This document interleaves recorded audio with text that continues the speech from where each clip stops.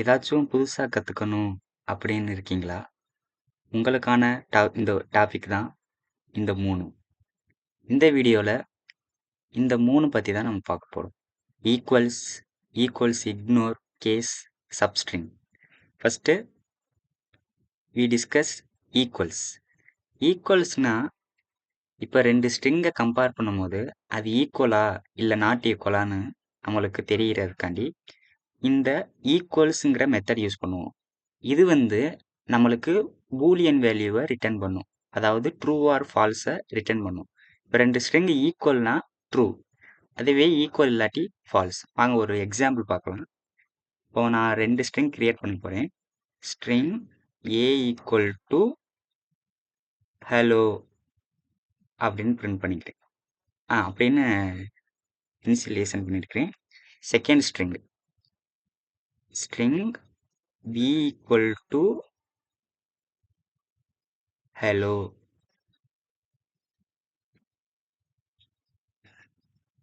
Hello. இப்போ நம்ம அந்த மெத்தட் யூஸ் பண்ணிப்போம்.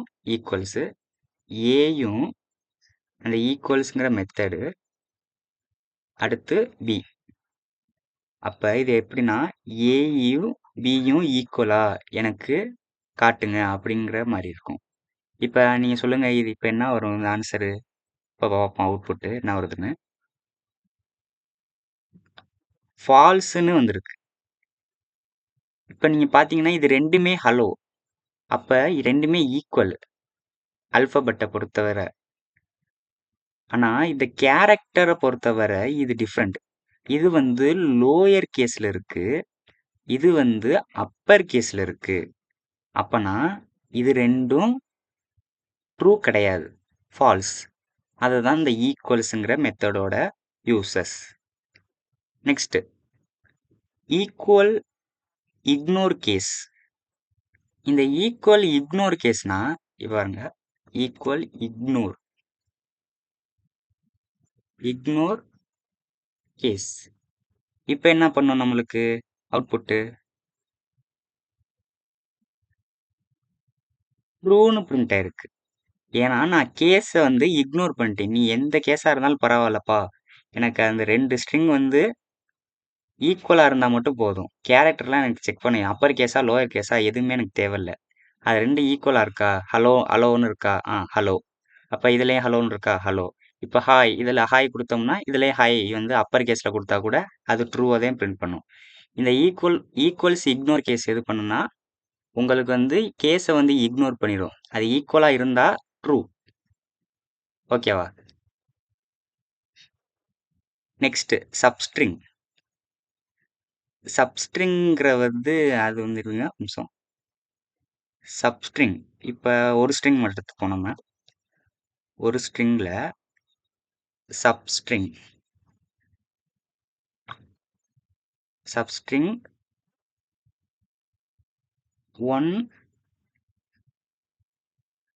1ன்னு போட்டுப்போம். இண்டெக்ஸ். இப்போ அவுட்புட் என்ன வருது? இப்போ 1ன்னு கொடுத்தனால 1லேருந்து ஆஃப்டர் அதுக்கப்புறம் இருக்கிற எல்லா இண்டெக்ஸோட கேரக்டரும் நம்மளுக்கு இங்கே பிரிண்ட் ஆயிருக்கு. இதோட யூஸ் என்னன்னா, நீங்கள் எந்த கேரக்டர் அதாவது எந்த இண்டெக்ஸ் கொடுக்குறீங்களோ அதுக்கப்புறம் இருக்கிற லெட்டர் ஃபுல்லாக நம்மளுக்கு பிரிண்ட் ஆகும். இதுவே அடுத்து ஒரு இதில் யூஸ் பண்ணுவார். இதில் கொஞ்சம் வந்து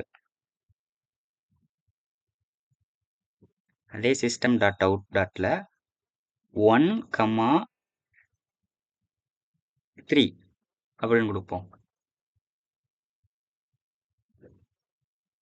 அப்போ 1,3னா 1ல் இருக்கு 1, இது வந்து ஃபர்ஸ்ட் இண்டெக்ஸ், இது 2, 3. 1லேருந்து தேர்ட் இண்டெக்ஸ் வரை இருக்கிறத மட்டும் எனக்கு கொடுங்க அப்படின்னு கொடுக்குறோம். ஆனால் இங்கே வந்து எப்படின்னா நான் வந்து இந்த எல்லுங்க வேணும், 2 எல்லு வேணும். அப்போனா இது வந்து எப்படி எடுத்துக்கிறோமா, 4 கொடுத்தாதான் இந்த எல்லு நம்மளுக்கு பிரிண்ட் ஆகும். ஏன் இது இப்படி எடுத்துக்கணும்னா, அப்போ இதோட வேல்யூ இண்டெக்ஸ் வேல்யூ 3 தானே, ஏன் இது வரலன்னா அது வந்து n-1ன்னு எடுத்துக்கிறோம். இந்த இதை இப்போ நம்ம 4 கொடுத்தா 4 - 1 3, அப்போ இது வரை தான் நம்மளுக்கு வரும். அதனால தான் நம்ம இப்படி கொடுத்துருக்கோம்.